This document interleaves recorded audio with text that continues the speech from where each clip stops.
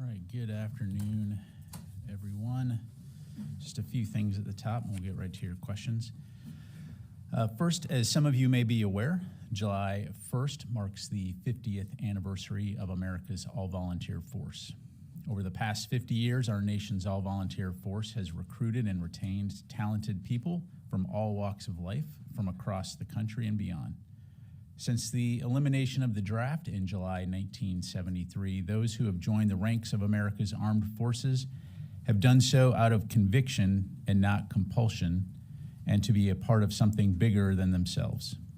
Today's U.S. military is the most combat-capable, combat-credible fighting force the world has ever known, and that's due to the millions of exceptional and selfless men and women who have raised their hand over the last 5 decades and taken an oath to protect and defend our country, our Constitution, and our American way of life.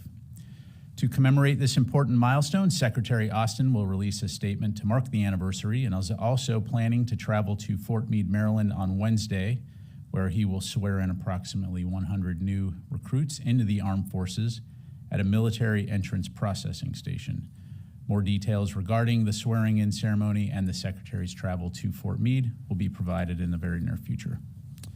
Separately, Assistant Secretary of Defense for Strategy Plans, Dr. Marla Carlin, is in Australia this week for a series of counterpart and defense personnel engagements. She is slated to conduct meetings in Canberra to discuss Australia's defense strategic reviews and our U.S. national defense strategy, and will meet with U.S. Marines assigned to Marine Rotational Force Darwin. Dr. Carlin will conclude her trip with a visit to Naval Base Sterling as part of ongoing AUKUS discussions, and a full readout of her engagements will be posted to defense.gov at the conclusion of her travel. Also, in other news, Exercise Resolute Sentinel 23 kicks off today within the U.S. Southern Command Area of Responsibility and will be conducted through July 13.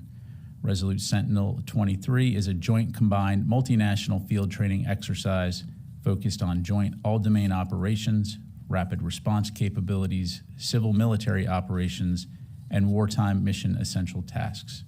Approximately 970 U.S. military personnel from the U.S. Air Force, U.S. Space Force, Marine Corps, Army, and Coast Guard will participate alongside interagency personnel from the FBI, DEA, Homeland Security, and 7 partner nations, to include Peru, Ecuador, Colombia, Brazil, Panama, Uruguay, and the UK. For further details, I'd refer you to U.S. Southern Command Public Affairs. And with that, happy to take your questions. We'll start with Tara Kopp, AP. Thanks, General Ryder. Just following up on the activities this weekend in Russia, what fallout has this building seen following the revolt? And do you have any indications that Putin has begun to purge his ranks? You know, we've seen the reports of General Sorokin being detained. What light can you shed on this? Sure. As it relates to the security situation internal to Russia, obviously something that we continue to keep a close eye on. As it pertains to press reports involving the potential detainment of Russian military personnel, I don't have anything to provide from the podium on that. Certainly our focus is on ensuring that we don't see anything that would portend strategic instability. In other words, nothing to indicate that any concerns regarding Russian nuclear forces. We have not seen anything to this stage that concerns us, and certainly nothing that has required us to change our own force posture. So again, we'll continue to follow the situation there closely, but in the meantime, our focus remains on supporting Ukraine and its fight to defend itself. And then second, unrelated topic, can you talk about Secretary General Stoltenberg and reports that he may be staying on for another year as the war in Ukraine continues? I don't have anything to provide on that, Tara. Certainly that's a NATO decision to be made, but I don't have any information to provide on that. Jennifer? General Ryder, can you respond to reports that suggest that on board the Chinese spy balloon were found off-the-shelf American equipment? Was there any sensitive American equipment on board? How do you think that American equipment was obtained? Were there any laws broken? And what was it capable of doing? What can you tell us? Sure. Thanks, Jennifer. So look, I don't have any specifics to provide as it pertains to the PRC high altitude balloon and any potential U.S. components. That said, I will say that we are aware in previous cases, for example, things like drones and other capabilities, what have you, where off-the-shelf commercial U.S. components have been used in capabilities. So that in of itself is not surprising. In terms of the balloon and the capabilities that it has, as you heard at the time, we were aware that it had intelligence collection capabilities, but it has been our assessment now that it did not collect while it was transiting the United States or overflying the United States. And as we said at the time, we also took steps to mitigate the potential collection efforts of that balloon. So you believe your efforts stopped it from collecting and transmitting, or was it able to collect but just not able to transmit?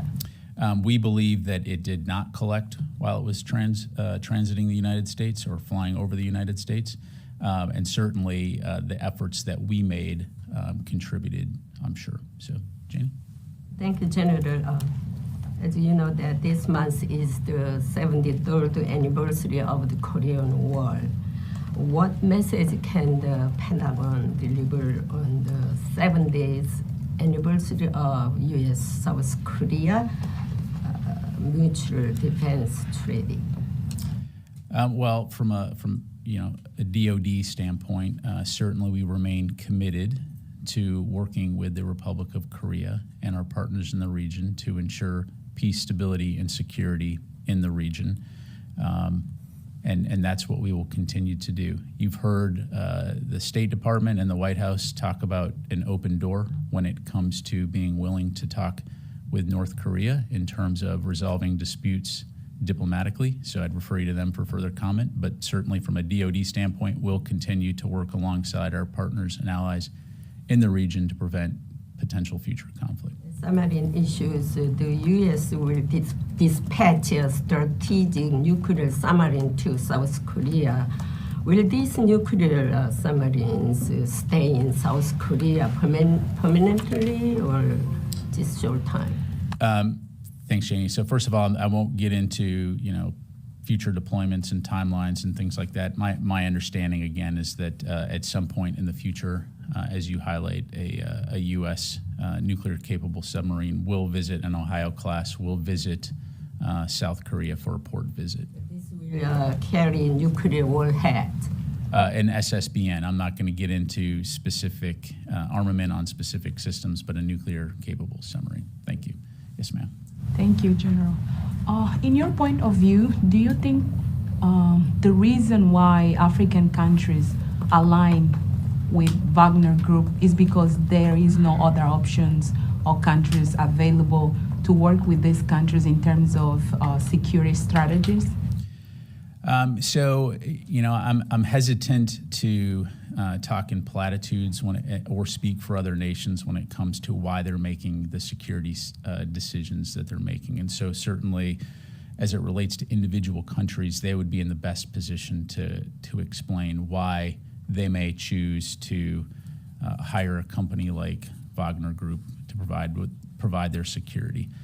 What I would say is that from a United States perspective, from a DoD perspective, we're going to continue to work with nations in Africa, those that are seeking our support to address shared interests, shared challenges like terrorism, and where they seek and ask for our help, we will be available to do that. Again, I think we all have a common interest in a stable and secure Africa. And so we obviously, in our track record has shown that like we talked about earlier this week, our vested interest is in long-term sustained support for the benefit of the African people and for the international community. So again, I can't speak for why someone would want to hire a transnational criminal organization to provide their security. That's something individual countries would have to answer. And, General, can you talk a little bit about the cooperation between the United States and Angola in terms of military cooperation? I'll have to come back on you. I don't have that here in front of me. Thank you. Matt. Thanks, Pat. First, just a point of clarification on the balloon. Make sure I heard you right. You said that it's assessed that not only did it not transmit, but it also didn't collect any data on its path? What I said, Matt, was that we assessed that it did not collect while it was flying over the U.S. Secondly, the Wall Street Journal reported today that the U.S. might be coming closer to approving ATACMS for Ukraine. Can you tell us, has there been any movement towards approving that? Is that something we might see in upcoming aid packages? So I've seen the reporting. I will tell you, I don't have anything to announce regarding ATACMS, and certainly I'm not aware of any imminent decisions as it relates to ATACMS. Thank you. Thank you very much. Chris? Two questions. First, on the early May incident, the CENTCOM strike that may have killed a civilian that is now being investigated. Will the new Civilian Casualty Office, stood up by Secretary Austin, be investigating this episode for lessons learned, including how it was announced publicly via Twitter, and will there be further investigation outside of CENTCOM to see what can be learned from this? Yeah, so right now, Chris, what I would tell you is that CENTCOM is investigating, and certainly at the conclusion of that investigation, I'm sure they'll share the results with the department. But at this point in time, they're really the best folks to address that. Second question, on the extended deterrence dialogue that happened at Whiteman, the delegation toured a B-2, looked at a B-2 simulator. Are there any plans to deploy a B-2 to Japan? I don't have any announcements to make regarding future force deployments. Thank you. Yes, ma'am. Thank you, General. Back to Russia, I have two questions.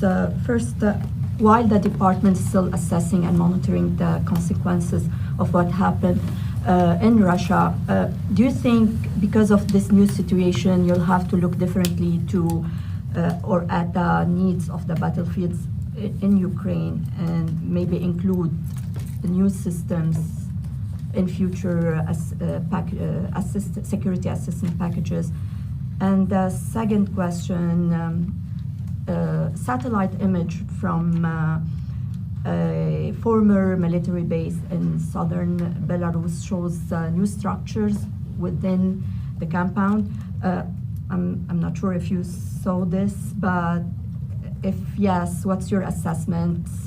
There's media reports that this might be the new home for Wagner Group. And also, do you think from your experience with so little time, the group is able to build maybe a permanent camp there? Yeah. So on Wagner Group and its disposition, what I would tell you is right now we continue to see some elements of the Wagner Group in Russian-occupied territory in Ukraine. As it relates to Belarus, I don't have any updates to provide on that front. I've seen the press reports that you're talking about. Clearly, that's something that we'll continue to keep an eye on. But in terms of the future of Wagner Group, that's really a question best addressed by Russia, which of course, as you know, funds the Wagner Group and how they will be employed going throughout the rest of this conflict and elsewhere around the world. Since, as your colleague highlighted earlier, they also conduct operations in Africa as well as Syria. So that's something that we'll continue to keep an eye on. It's just too early to tell right now. And then I apologize, the first question? If you're looking differently at the needs of the battlefield. So, look, I think that we have a very dynamic and iterative process that we've been employing when it comes to supporting Ukraine ever since the beginning of Russia's invasion of Ukraine.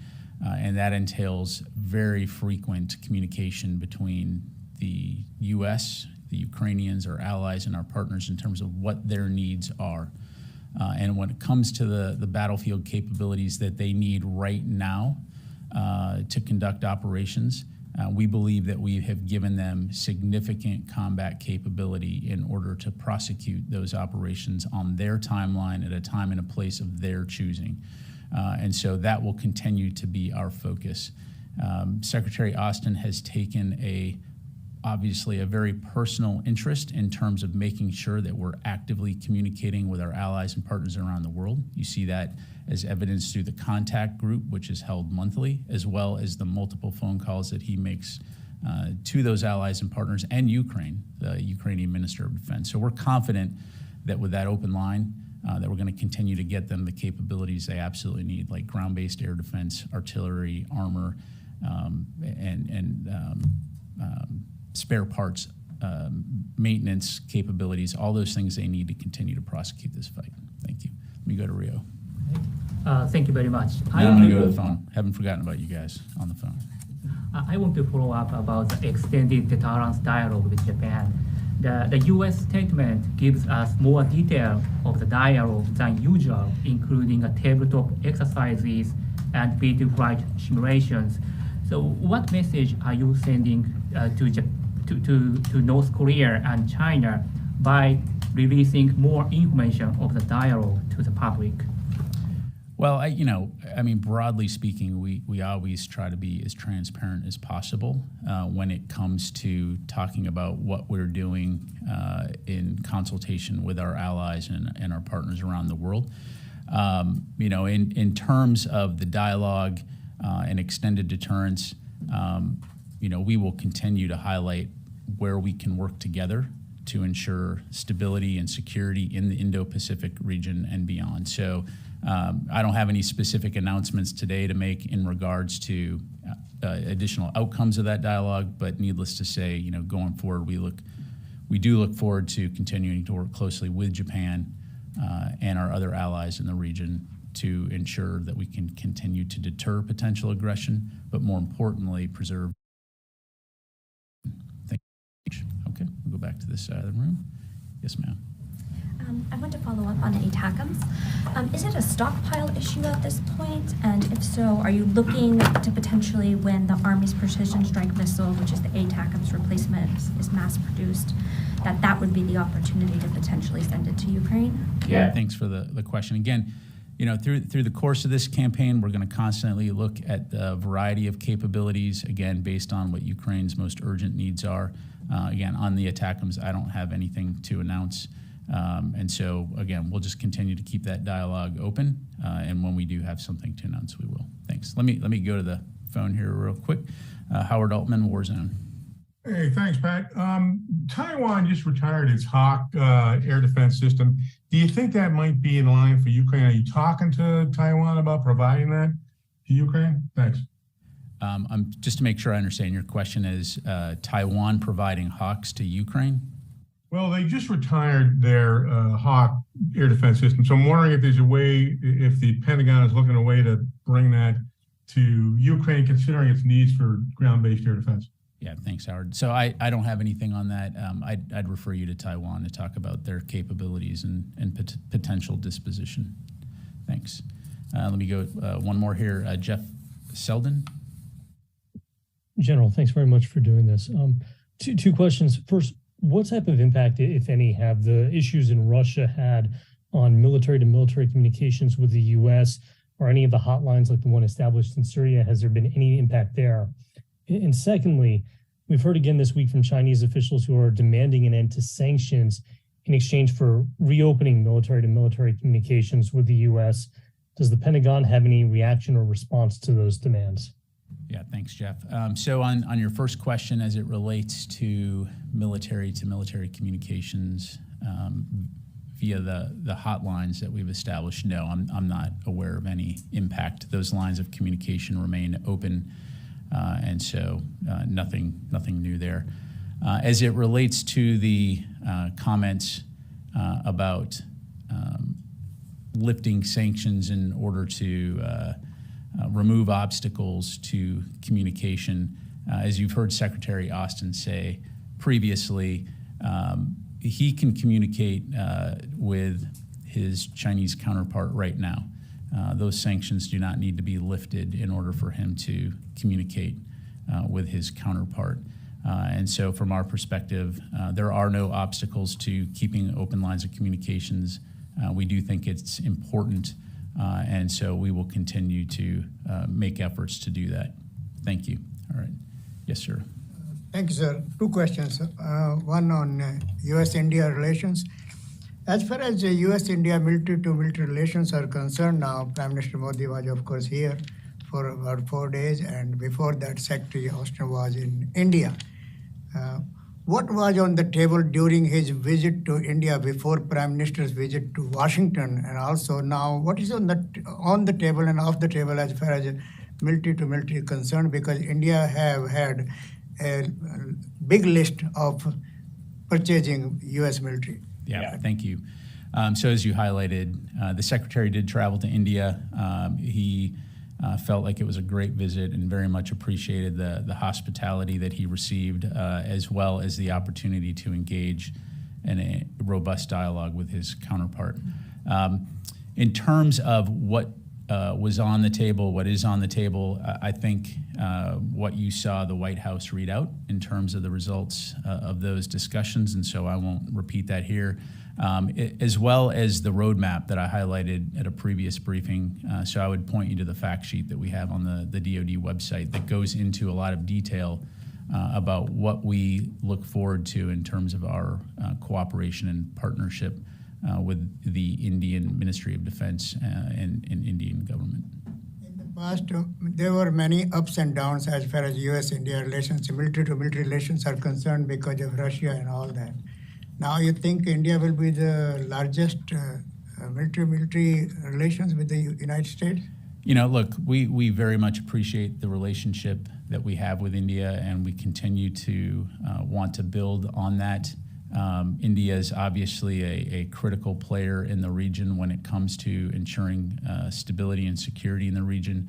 And so we'll continue to work very closely with India toward that end. But let me go ahead and move on to your colleague here. Yep. Sure. There were reports that, based on satellite imagery, that Russian soldiers blocked a river and flooded fields to impede the approach of Ukrainian soldiers near the city of Tokmak. I was just wondering if you could give us anything more on that. I really can't. Yeah, I appreciate the question, but a couple things. One, I'm just not going to provide an operational, tactical level briefing about Ukrainian operations, and second, I really can't get into intelligence matters. Thank you very much. All right, let me do one more from the phone here. Mike Brest, Washington Examiner.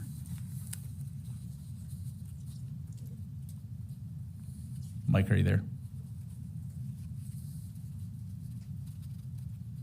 Can you hear me, General? I can hear you now.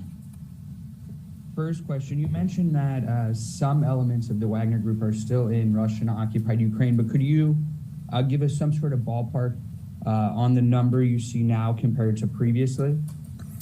I really can't, Mike, other than, you know, they have been conducting operations in Ukraine for a while now.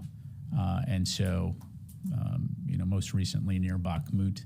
And so elements of those units are still in Ukraine, but I'm not able to provide numbers from the podium here. Okay. All right. Hey, listen, before we conclude today, I just want to take the opportunity here to bid farewell to a couple of longtime Pentagon press corps journalists who will be heading out on new adventures.